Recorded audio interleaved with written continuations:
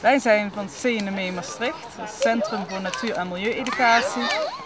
En wij willen in Maastricht zoveel mogelijk mensen betrekken bij de natuur in de stad. We staan hier in de spoorlijn Bospoort. Dit is een stuk wat de nieuwe spoorlijn van Maastricht naar Lanaken verbindt met het oude spoorwegemplacement van Gent en Loos.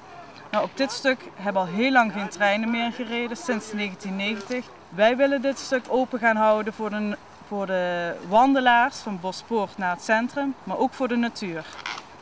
Je denkt, waarom gaan jullie bomen weghalen voor de natuur?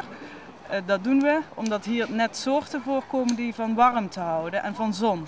Zo kunnen we bijvoorbeeld de muurhagedis kunnen we hier tegenkomen. Van allerlei planten die van zon houden, zoals het muizenoortje, slangenkruid. Je ziet ook vlinderstruiken staan. Op het moment dat de schaduw komt, dan verdwijnen de dieren die van zon houden.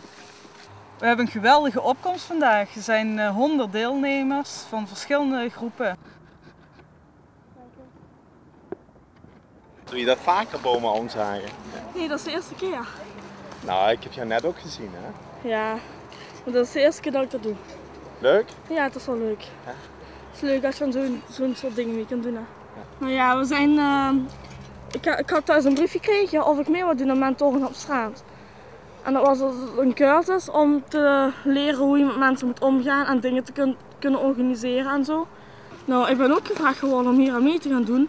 En ja, ik had zoiets van, ja, het lijkt me wel leuk, weet je, met alle mentoren op straat weer een keertje...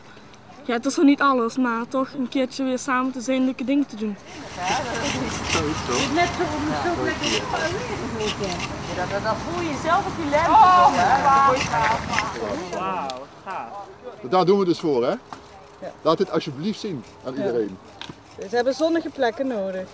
Nou, de zon is er ook nog vandaag. Geweldig. Ja. Kunnen ze bijten? Het heet de pootloze hagedis ook wel. Lijkt een slang, maar het is een hagedis. Hazelworm, die heet in Maastricht ook wel goudslengske. Het is een reptiel.